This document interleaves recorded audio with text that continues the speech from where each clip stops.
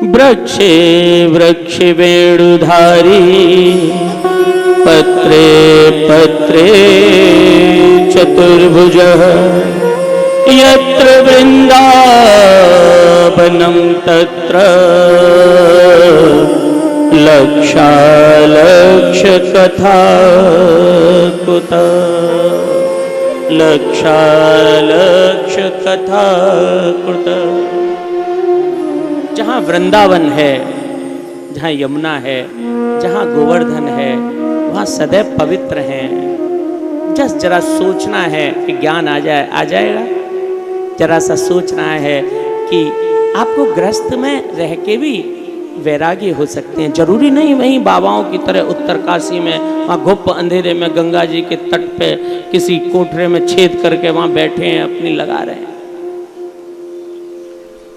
वैराग तो मन का विषय है। ये जो सारे साधन हैं ये ईश्वर ने नहीं बताए। ईश्वर ने कहा मन से वैरागी होना। मन में आप वहां पर रह के भी मोह को त्याग सकते हैं। ईश्वर को प्राप्त करने के 4 मार्ग बताए हैं।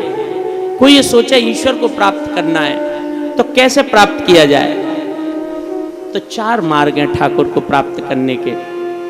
एक योग मार्ग है, एक कर्म मार्ग है, एक ज्ञान मार्ग है और एक भक्ति मार्ग है।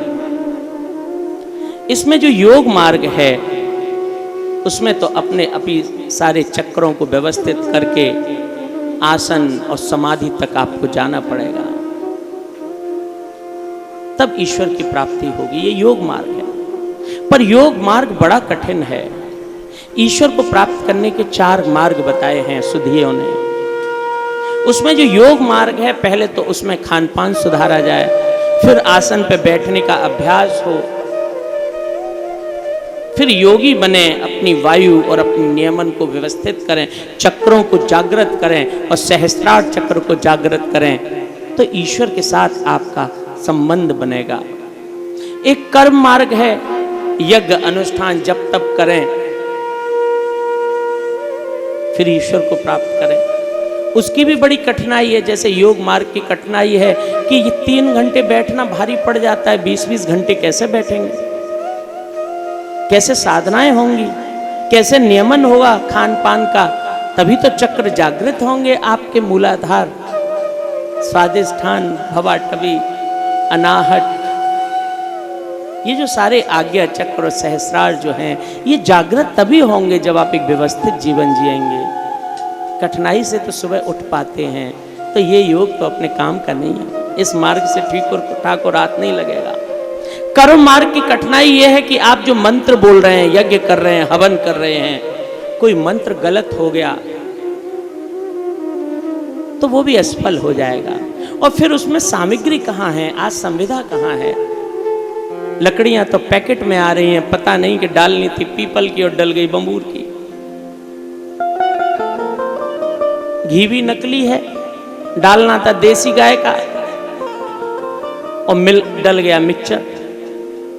तो वो कहां से वो दिव्यता उस हवन में से निकल के आएगी। और फिर मंत्र बोलना भी एक बड़ी कठिन बात है। भैरवी भक्षतु भार्या और भैरवी रक्षतु भार्या। एक महापुरुष यज्ञ कर रहे थे कि भैरवी रक्षतु भार्या, भैरवी मेरी पत्नी की रक्षा करें। अब बोलते बोलते जवान ऐसी हो गई कि जल्दी जल्दी बोलते बोलते भैरवी भक्षतु भार्या कहने लग गए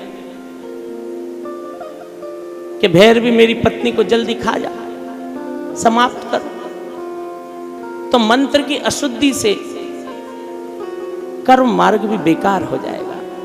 अब है ज्ञान मार्ग। ज्ञान से भी आप ईश्वर को प्राप्त कर सकते हैं कि उच्च ज्ञान आप प्राप्त करके, ज्ञान का सबसे पहला ही शब्द ज्ञान मार्ग को बताएगा कितना बड़ा मार्ग है। ज्ञान मार्ग की सबसे पहला सूत्र है कि सत्य बोलो। सत्य बोलना कितना भीषण काम है, काम ही नहीं चलता है। मोबाइल पे फोन आया, हाँ जी आप आ रहे हैं, अभी आप कमरे से निकले नहीं और उससे कहा हाँ हाँ आपके गेट के बाहर ही हूं। तो तो ज्ञान मार्ग भी अपने काम का नहीं रहा। चौथा मार्ग, अब ज्ञान मार्ग में और इन सब मार्गों में एक और नई बात है कि जैसे आपके घर पे कोई व्हाइट वॉश करने आया, पुताई करने आया, अब उसने पुताई की, आपने उसे 100 रुपए दिए और 200 रुपए दिए, चला गया। अब अगले दिन उसे फिर से लगा कि 100 रुपए की और आवश्यकता है, तो वो आपके पास आया कि साहब मैंने आपके पुताई की थी, वैसे आपने पेमेंट तो सारा कर दिया था, एक 100 रुपए और दे देंगे क्या? तो आप दोगे? नहीं दोगे, हिसाब तो हो गया था कल। ज्ञान मार्ग की यही समस्या है। आपने पुत्र कामेष्टि यज्ञ किया, बड़ा यज्ञ है, बहुत व्यय हुआ, बड़ा जप तप अनुष्ठान किया, लेकिन जैसे ही पुत्र हुआ वो सारा वहीं की वहीं खत्म हो गया। अब आप दोबारा कहेंगे एक और पुत्र चाहिए और हमने तब यज्ञ किया था तो दूसरे पुत्र के लिए फिर से करना। लेकिन भक्ति कभी नष्ट नहीं होती। सत्वस्मिन् परम प्रेम रूपा, भक्ति कभी नष्ट नहीं होती। इस मार्ग की सबसे खास बात यह है, आप यहाँ भक्ति है, प्रेमा भक्ति है, स्नेहिल भक्ति है, भाव भक्ति है, और ये बैकुंठ तक आपके साथ जाएगी। महाभाव भक्ति है, ये कभी नष्ट नहीं होती, और जहाँ तक आप जाएंगे ये आपके साथ जाएगी। लेकिन आप उस भक्ति को पूरी पूरी भक्ति मत समझ लीजिएगा जहाँ ज्ञान और वैराग्य आपके साथ नहीं।